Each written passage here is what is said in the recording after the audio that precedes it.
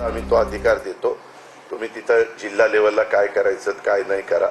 आता तरी आम्ही सगळे महायुतीमध्ये काम करतोय.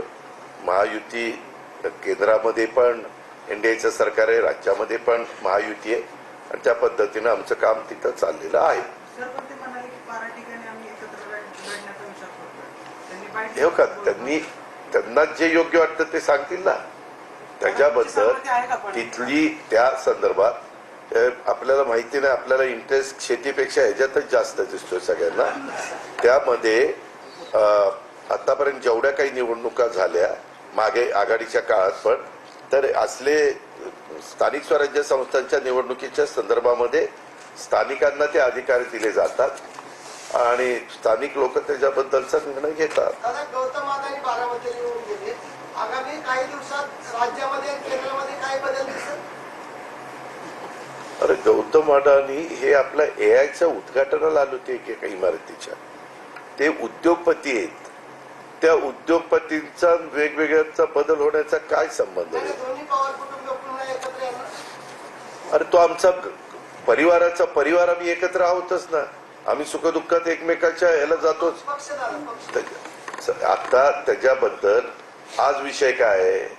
आज आमच्या 16 तारखेपासून फॉर्म भरायला सुरुवात झाली. आज मला वाटतं 17 तारीख आहे, बरोबर आहे. उद्या 18 तारीख सुट्टी आहे. हे इतकं काही गडबडीत आणि सुप्रीम कोर्टाने सांगितलं होतं 31 जानेवारीच्या आत करा. ते आता मला वाटतं 15 फेब्रुवारीला सुप्रीम कोर्टाने परवानगी दिली. आता त्यात 50% आत आरक्षणाच्या फक्त 12 जिल्हा परिषद आहेत, तेवढ्याच लागलेल्या आहेत. आता त्या जिल्हा परिषदेच्या संदर्भातली तिथली भौगोलिक परिस्थिती, राजकीय परिस्थिती आणि तिथली एकंदरीत बाकीच्या सगळ्या गोष्टी ह्या बघून तिथले स्थानिक लोक त्याच्याबद्दलचा निर्णय त्या ठिकाणी घेतील.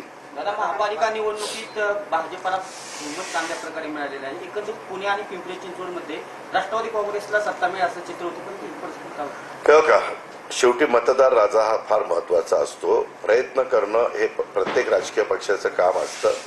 ज्यांनी त्यांनी प्रयत्न केले, परंतु भाजपला अतिशय चांगलं यश मिळालं. त्याबद्दल भाजपचं मनापासून अभिनंदन, मनापासून कौतुक. राज्याचे मुख्यमंत्री देवेंद्र फडणवीसांच्या नेतृत्वाखाली या सगळ्या निवडणुका भाजपने लढलेल्या होत्या आणि त्याला खूप चांगला प्रतिसाद मिळाला. आता इतरांचा त्याच्यामध्ये पराभव झाला. आता पराभव झाला. माझं स्वतःचं गणित असं असतं की पराभवाने खचून जायचं नसतं, पुन्हा त्याच्यामध्ये आपलं काम करत राहायचं असतं. अरे बाबा, अजून 24 तास पण झाले नाही. काल 3 वाजता निकाल लागला पहाटे काहींचे.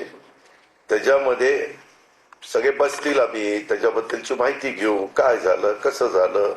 एवढंच वातावरण मीडिया पण म्हणत होता की चांगलं वातावरण आहे. आमचे अंदाज चुकले तसे मीडियाचे पण अंदाज चुकले.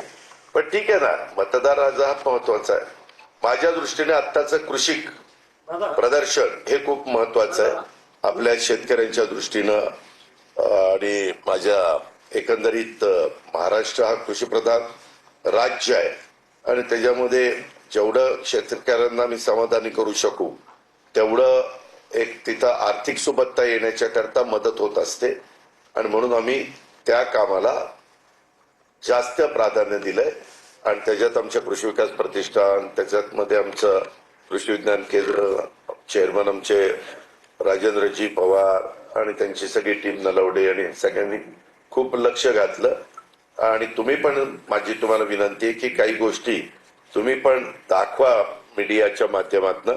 प्रिंट मीडियानी तसे लेख माहिती द्यावी आणि इलेक्ट्रॉनिक मीडियानी ते दाखवावं की काय काय तिथं चाललेलं आहे. त्याच्यामध्ये मला त्याबद्दल काही बोलायचं नाही. माझा त्याच्याबद्दल काही आता हे काही बोलू इच्छित नाही. ईव्हीएम त्याच्या पद्धतीने काम करतं. काय होतं, ज्यावेळेस पराभव होतो ईव्हीएम वर दोष द्यायचा, यश आलं की ईव्हीएम बद्दल बोलायचं नाही, असं नाही.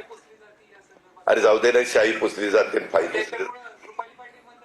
ठीक आहे रे बाबा, एखादी इंडिव्हिज्युअल एखादी उमेदवार बोलत असतील, म्हणजे आता 29 ठिकाणच्या निवडणुका, इतक्या हजारो लोक उभे, त्याच्यात एखाद्या व्यक्तीला जे वाटलं लोकशाही आहे, संविधानाने घटनेने अधिकार दिलेला आहे प्रत्येकाला आपलं मत मांडण्याचा. ठीक आहे, धन्यवाद. दादा बस झालं.